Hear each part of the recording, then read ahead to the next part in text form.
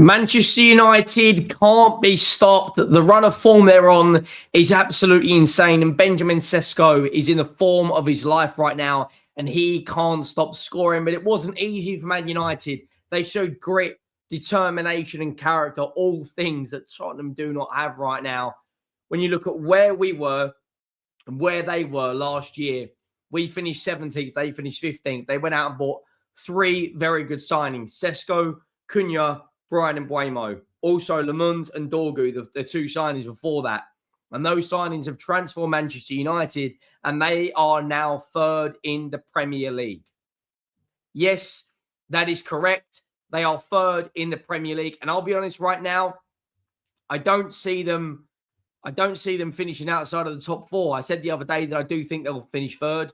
You know, beating Fulham, beating us, drawing to West Ham, beating Everton away on Monday night was a very, very good very good win for them, 1-0. Then they've gone out there and bounced back against Crystal Palace. Bruno Fernandes, yet again, another goal and an assist. What is that, 20 goal contributions, I think, this season for him now? 7 goals and 13 assists. They are an absolute fire. Benjamin Sesko actually starts bullet header, kind of like prime Peter Crouch header into the bottom corner. And it's a very, very, very good performance for Manchester United. And they move inside of the top four. Big game on Wednesday night away to Newcastle. And then they play Aston Villa. Now, if they beat both Newcastle and Aston Villa, they pretty much will be out of sight and out of mind for third for me. Because I'll be honest, I think Villa could quite easily slip out of this top four, top five. I know Chelsea have got a really, really difficult run of games.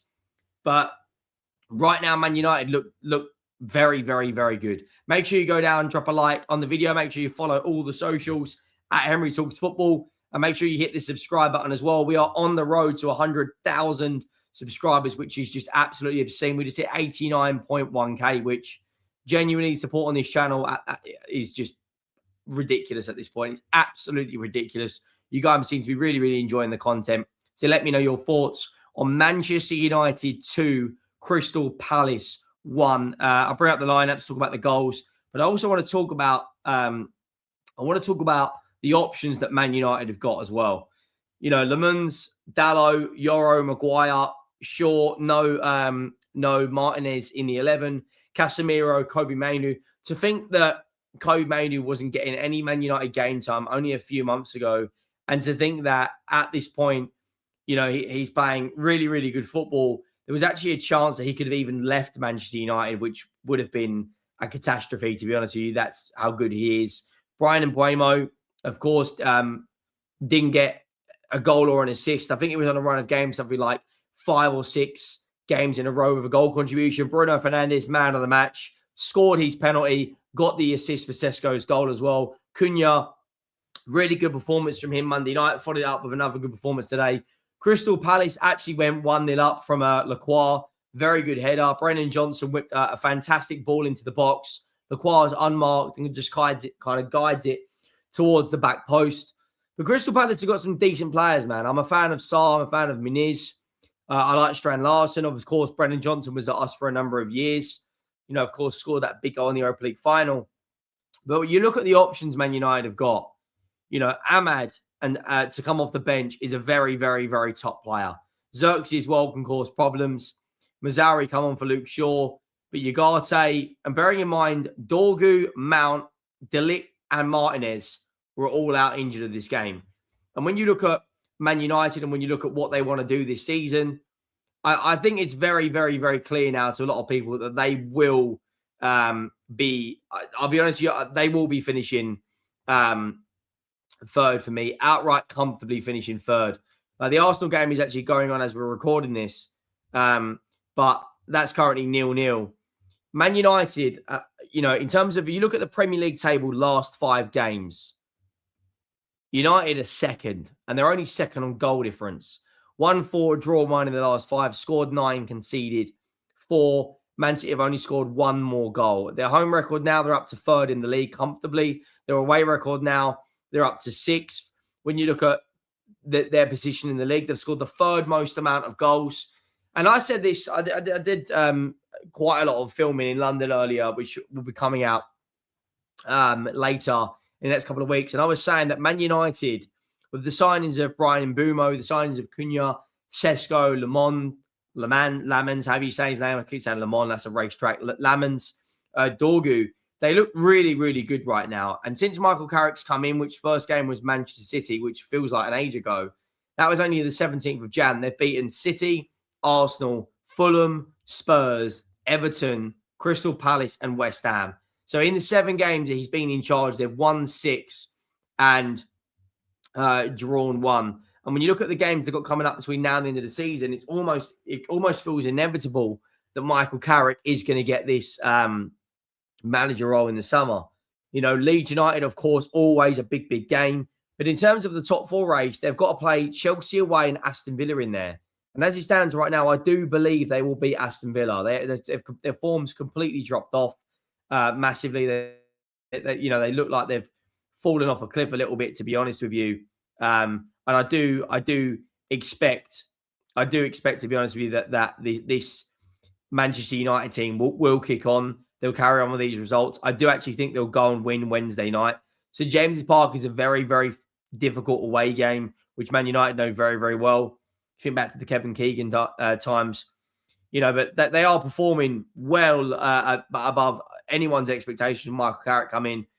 Lacroix header, early on in the first half, in the opening 5 minutes, Man United have to dig deep, get into half-time, 1-0 down, and then an absolute moment of madness from Lacroix.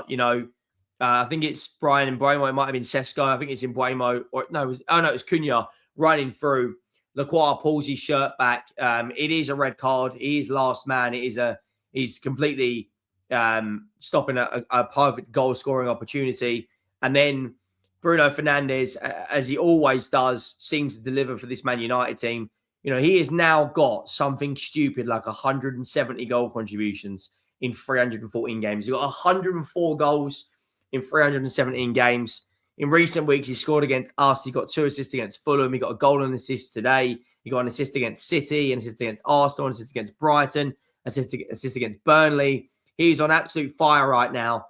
And then he gets an assist for Benjamin Sesko, who can't stop scoring right now. Got the equaliser against West Ham, scored a fantastic team goal against Everton, and scored again today. And he's now on 8 goals for the season in 12 starts. He's absolutely stupid. Scored against Everton, West Ham, Fulham, Brighton, and again scored today. And he's knocking on the door to start a lot of games. It's a really, really good header. It's a fantastic cross, into the box from Bruno Fernandes. And now Man United are really kicking on. They can't be stopped. They look like they're gonna finish 3rd in the Premier League. They're on red hot form. They've extended their unbeaten run under Michael Carrick to 7 games now.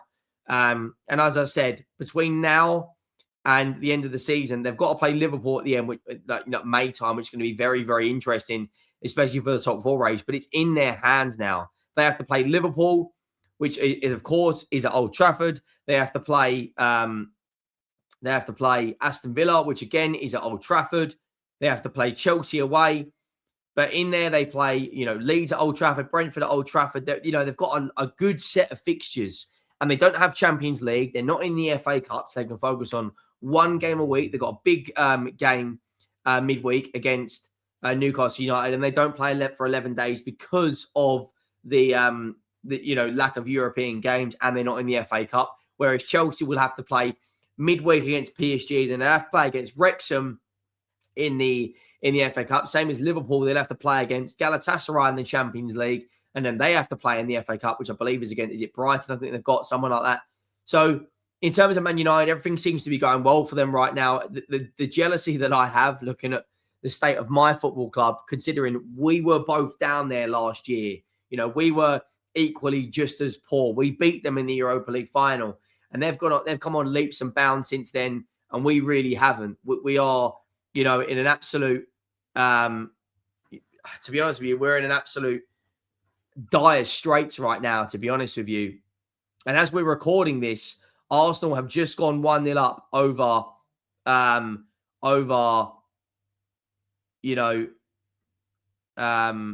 Chelsea as we're recording this, which is absolutely huge. You've just seen the goal now. Saliba, Gabriel Magalhaes, which puts them 6 points clear over Chelsea 3 points clear over Liverpool, and they're above Aston Villa on goal difference. Make sure you drop a like. Make sure you hit that subscribe button, and I'll see you next time. I'm out.